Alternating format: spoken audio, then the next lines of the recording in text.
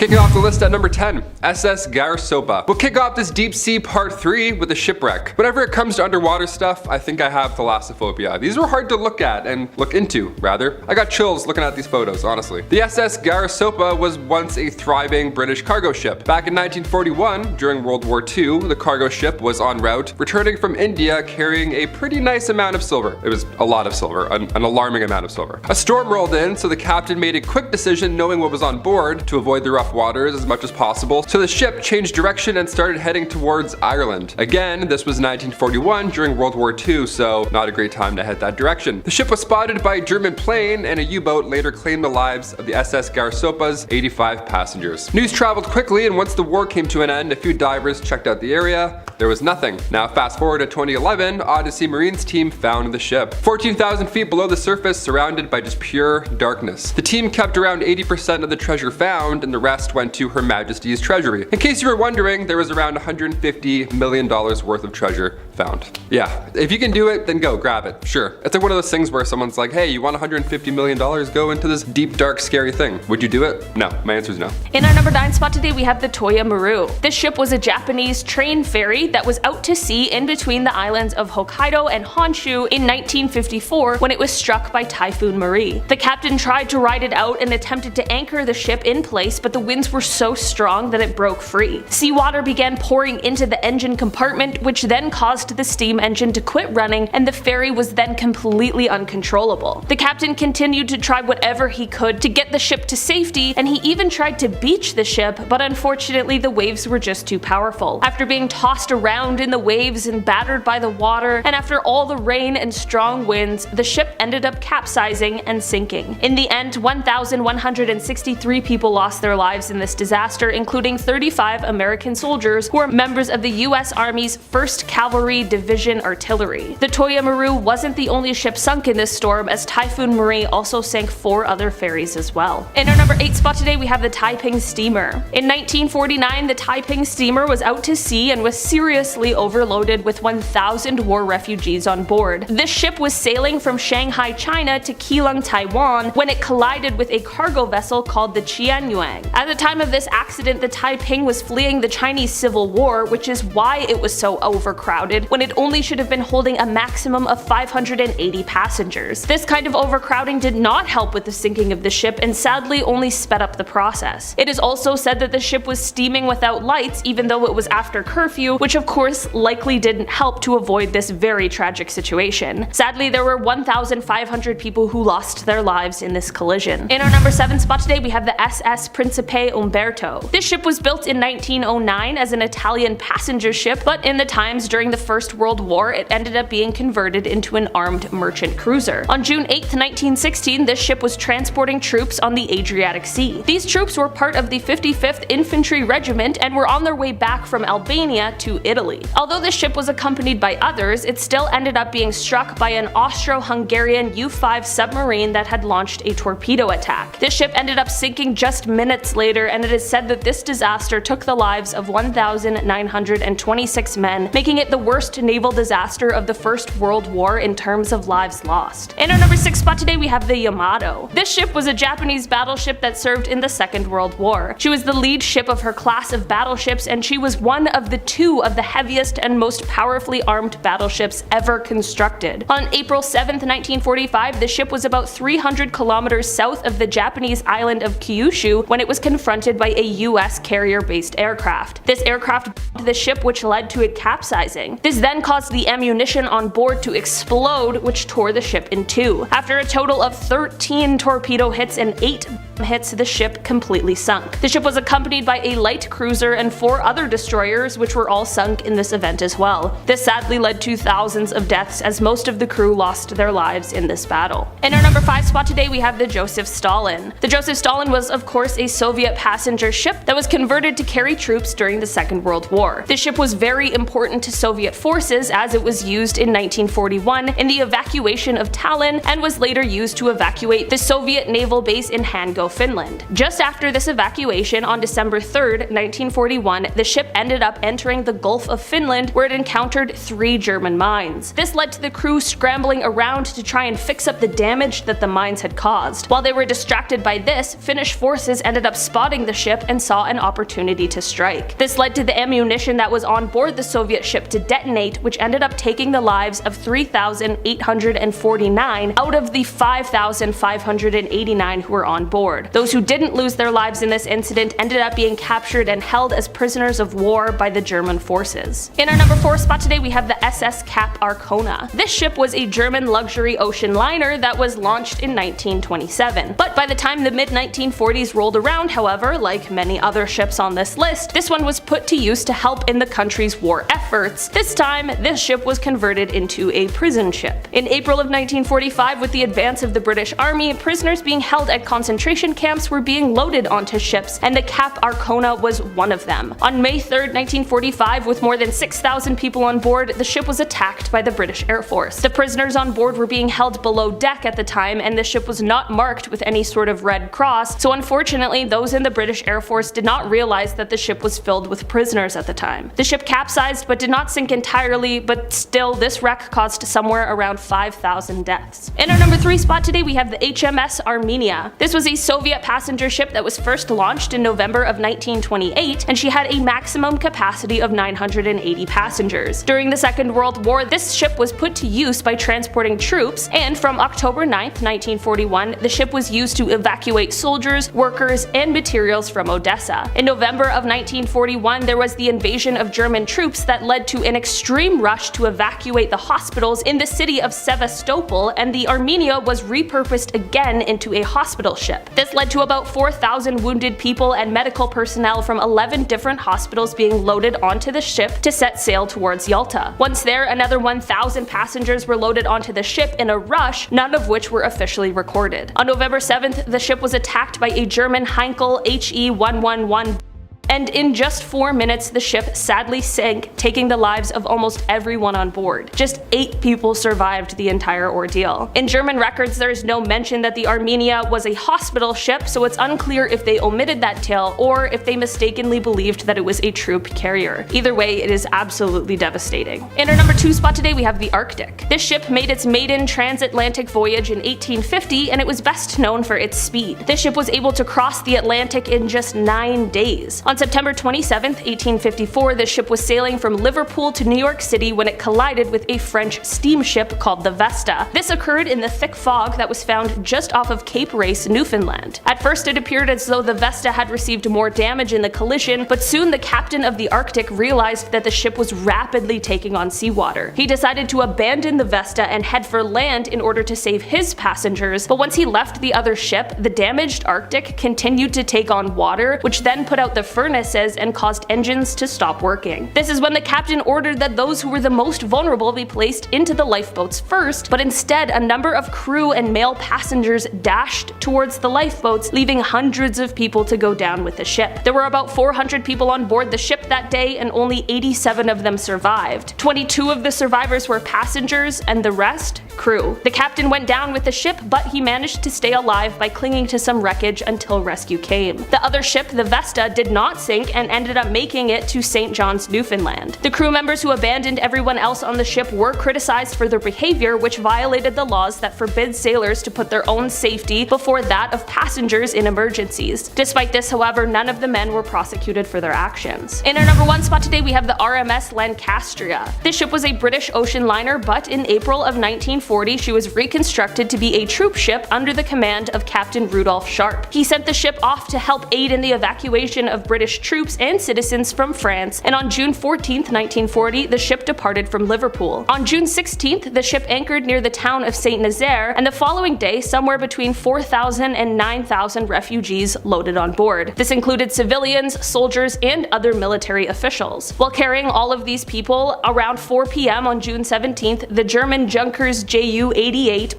the ship, which caused it to capsize and sink in an extremely fast 20 minutes. This caused over 1,400 tons of fuel to leak into the water, some parts catching fire, and while there were 2,477 survivors, no one is quite sure how many people lost their lives. This is because it was obviously a hectic rescue mission that had people rushing aboard. No one is quite sure just how many people were on board before the attack happened. It is thought that somewhere from 4,000 to 6,500 people might have lost their lives during this, which is truly a terrifying number. Kicking off our list at number 10, a mammoth tusk.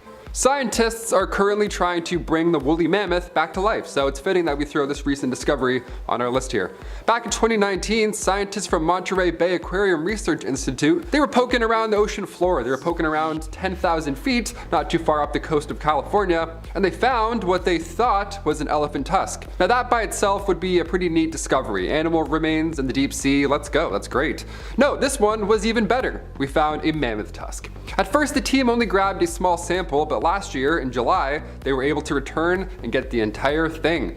Voila! It belonged to a Colombian mammoth. Those were mammoths that didn't have a lot of hair. They didn't need it. They lived in North America, so things got a little warm sometimes. 10,000 years after they died off, we're still finding their tusks. What do you think about bringing them back to life? Should we do that? Sound off below. I say no. Definitely not. They're way too big and scary. Also, they died before. They'll probably die again. Sorry, I don't know. Number 9. Ram's horn squid. This little squishy dude was discovered around 3,000 feet below the surface, and scientists cannot stop talking about the way he moves. Look at him. He looks like a really slow submarine, which is pretty amazing when you think about the Schmitz Ocean ROV that's down there getting this footage. It's also a submarine. How funny is that? He's looking at him. He's looking at them. They're like, what? He's like, what? They're all just both wiggling, trying to balance each other out. His body acts like a submarine's ballast does. Fluids and gases shift around, and in return, this little guy can float up and down whilst wiggling his toes. Look at him. I never thought a squid would be cute until now. Didn't know that was a possibility. Yet here we are. Part 3, most amazing. Cute squid. Number 8, KATHRYN Sullivan. Not really a deep sea discovery, but I mean, when talking about all these discoveries, you gotta ask, who goes down there? Who does the thing, right? When an entertainer wins an Oscar, Emmy, Tony, and Grammy, we call that an EGOT. Fun little title only a handful of artists can claim. But what about somebody who's been to both space and the deepest part of our Earth? What do we call them? Well, so far, them is just one individual. Her name's KATHRYN Sullivan. The former NASA astronaut decided to change up directions for this trip, so she joined Victor Vescovo on one of his 8 trips to the deepest known point on Earth. July 7th, 2020, KATHRYN Sullivan officially became the first person to do both. Go out there and then down there. That's crazy. Your Fitbit's like, what are you doing? What's happening? How many steps is this? What can we call this impressive title? EGOT, a deep got? A deep got go-getter? A deep go-getter? Yeah, you're a deep go-getter. That sounds awful. We're doing our best here. Maybe part 4 will have a fun name. It's impressive. It's so impressive my ears hurt thinking about all these commutes. Bravo. Hats off to you. Number 7, Holy Grail of Shipwrecks. Okay, back to shipwrecks. It's hard to read up on these shipwrecks sometimes, well, all the time, because on one hand, it's fascinating to discover parts of our history we thought was once lost forever. Of course, we find tons of treasure, that's always fun and noteworthy, but we're also exploring the scene of a horrible wreck every single time. It's quite grim, not on paper. In 1708, the San Jose galleon was heading to Spain from Colombia, but when the British attacked, the San Jose sank to the ocean floor and nearly all 600 crew members lost their lives. Yeah, dark history. In 2015, the ship was found with around $17 to $22 billion worth of plundered valuables. See, back in the 80s, Glocamora Company claimed they had found the ship. Colombia was lacking the financial and technological resources to dive down and actually get it, so they agreed to give GMC 35% of the findings. In 1984, they then handed the rights over to an American company, Sea Search Armada. Then the game changed. Since then, and still to this day, legal battles have been unfolding over this lost treasure. COVID delayed it quite a bit, so if you can hold your breath for a really long time, it's still waiting there.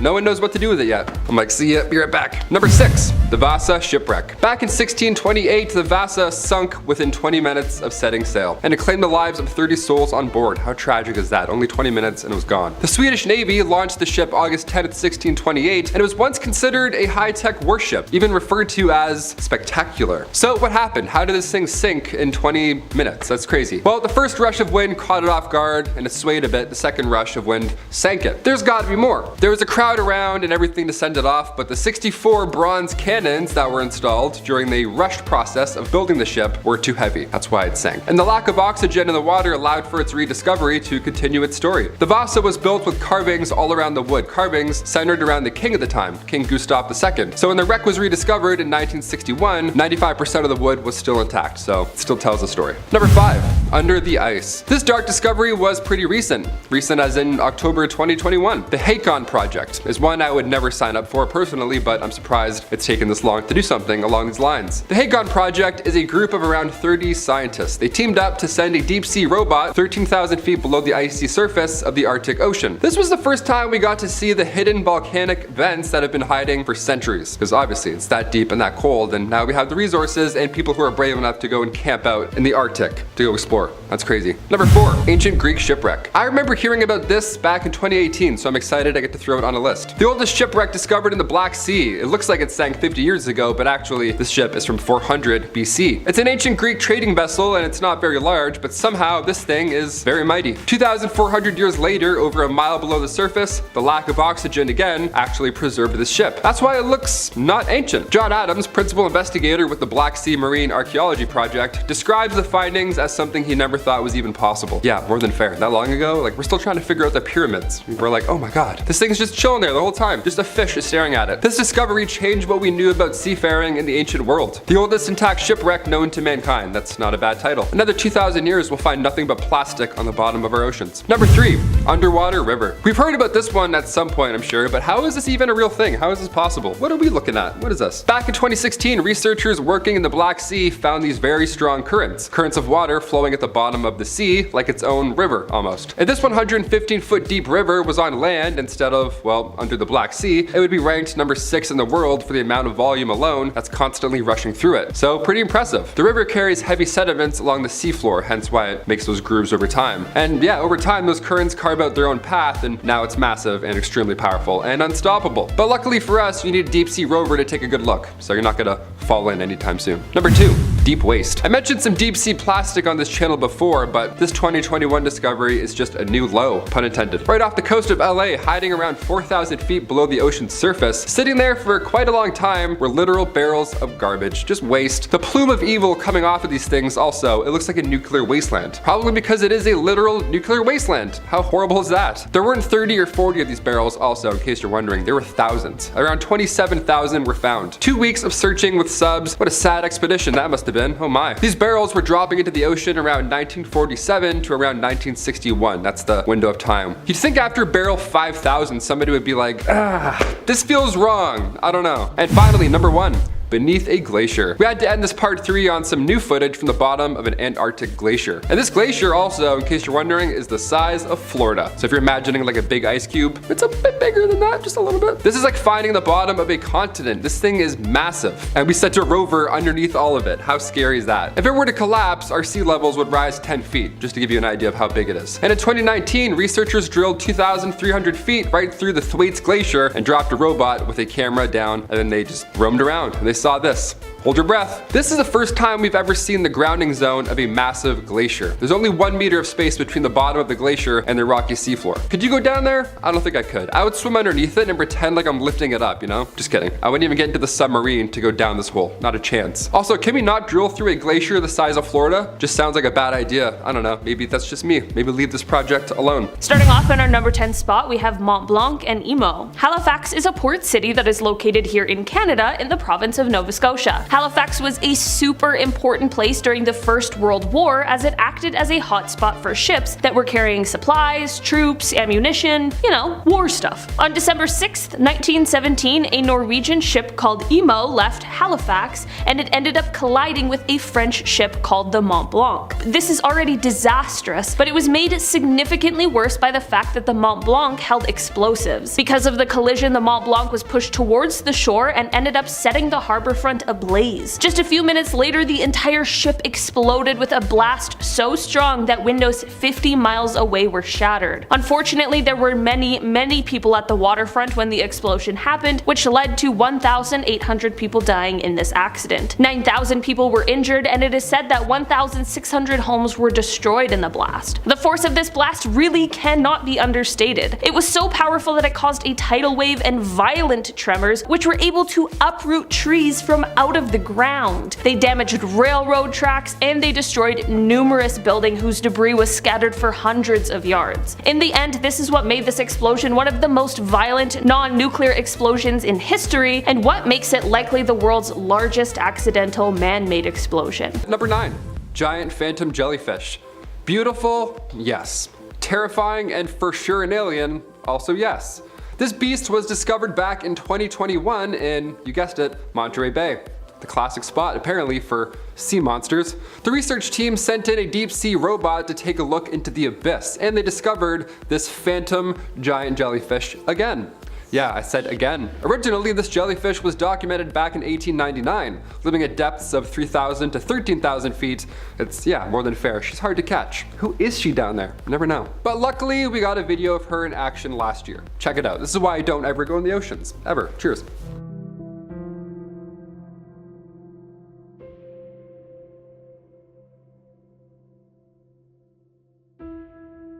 Number 8. Deep sea anglerfish. These guys are so scary, we have to talk about them.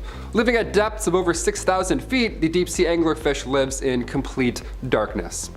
Like Vin Diesel in Pitch Black. It was first discovered back in 1833 when it washed ashore in Greenland and was then taken to Johann Christopher Hangman Reinhardt in Denmark. It was first referred to as the football fish or the man gobbler. Great names, okay. Female anglerfish have a glowing lure at the top of their head. That's how we recognize them. It's like the whoop thing, right, in Finding Nemo. It's scary and it's something I'm glad hides at the bottom of our oceans, but it's needed for their survival. The light is created due to bioluminescent bacteria. Thousands of fish have it, and in the deep sea, anglerfish uses it to hunt. It draws fish in right in front of its massive, scary mouth and then just, they see the disco light, and then moments later they see another light, the light of the fish lords. The spiny dorsal fin hangs over their head. It's called an esca, it's an organ, and it emits photophore light. It's a main method of hunting, which is pretty badass. It kind of has to be because it has no arms or anything. It's just a big scary face moving around the ocean. And as for prey, well, she'll take what she can get, no matter how big. Probably ate it head first, because this thing probably came in to look at the light that the anglerfish has, and then the anglerfish grabbed it and then sort of swallowed it, and its stomach has expanded to sort of fit it all in. The deep sea anglerfish can expand their jaw and stomach, and they can eat prey that's twice the size of them, although they often eat shrimps, snails, and other smaller fish. But once you're in, you're tucked, you're not going anywhere. You're screwed. The males actually aren't equipped with the natural lure of light, and when they reach adulthood, their digestive system no longer functions. So it needs one of these leading ladies to survive. I'll let that speak for itself. Number 7, old coral reefs.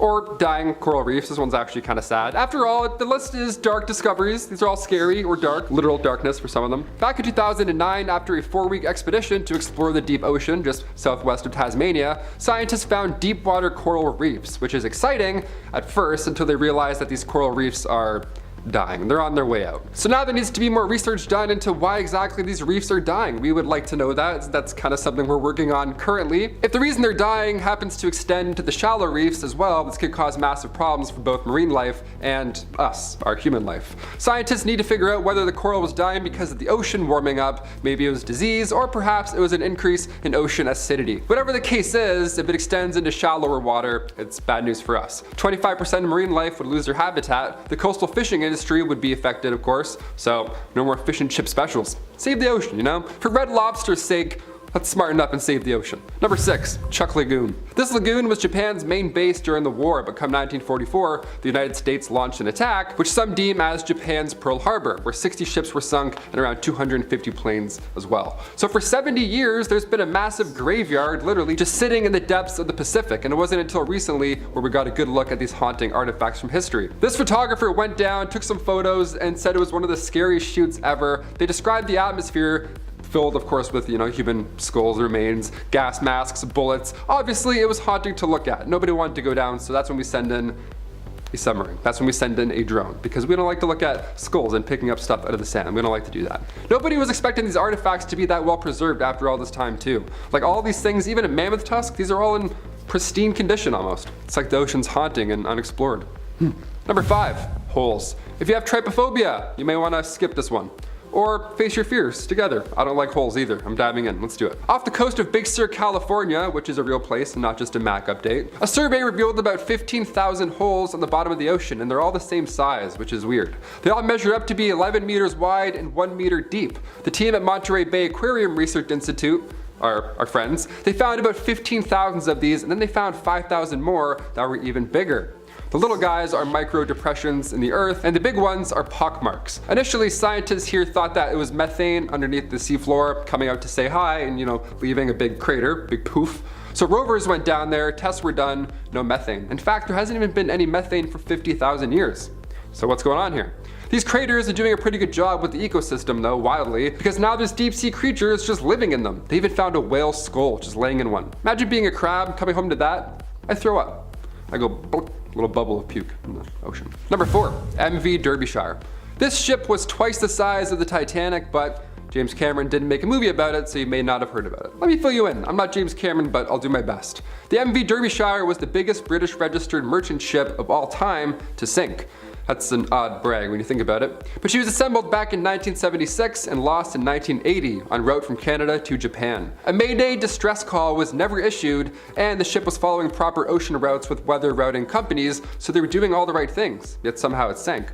September 15th, 1980, a search began for the missing ship and crew, but 6 days later, the search was called off. Nothing was found, not even a clue, honestly. The ship was declared lost. The sister ship of the Derbyshire ended up sinking as well due to a deck cracking, so the families urged officials to search again. Come 1994, the Derbyshire was found. Number 3, a huge squid. I'll talk about this thing every chance I get. I hope you haven't seen or heard about this because I slept a lot better the less I knew, honestly. The big fin squid, the BFS, the big squid, is rarely seen, hence why it's on our list here today. It actually lurks in many oceans, hiding in the deep. The big fin squid lives in the permanent dark zones of the ocean around 1,200 meters or 4,000 feet deep in the sea. So the guy can't see anything. He's blind down there, as are most of these monsters. On November 11th, 2007, an ROV was searching around the deepest, darkest waters in the Gulf of Mexico, and lucky for us, they got one on film.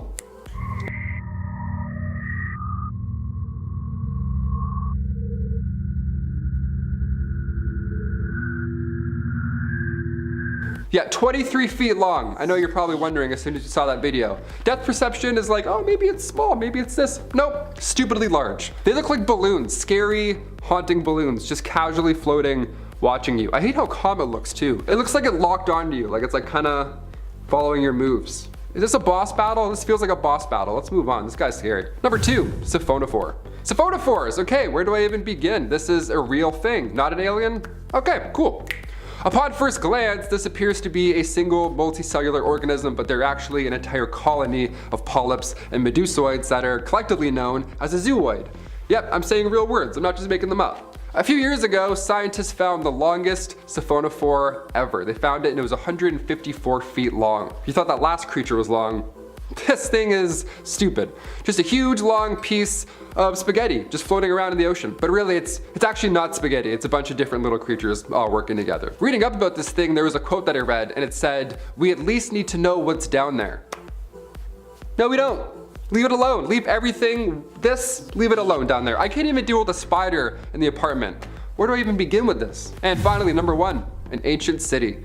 We'll end this list with a recent discovery. The lost Egyptian city of Heraklion was found after disappearing under the Mediterranean Sea 1,200 years ago. Now this city has a bit of history behind it, being founded in the 8th century BC and all, and researchers believe Heraklion was the port that you'd arrive in if you were to travel back then. Well, recently, last summer in 2021, more to this ancient sunken city was found in Egypt, and it's changing history, dare I say. This was led by the European Institute for Underwater Archaeology. This sunken military vessel, this 25-meter ship, was found in this sunken ancient city. In another part of this lost city, remains of a Greek funerary area was also discovered, dating back to around the 4th century BC. So this discovery connects the historical dots for us. Greek merchants living in the ancient Egyptian city. This tells us that the Greeks settled here during the late pharaoh dynasties, which is wild. We're literally just connecting all these pieces of this historical puzzle. And also we're finding treasure at the same time, so it's not all scary fish. We just need to send cameras and submarines underwater everywhere and just check under every shell.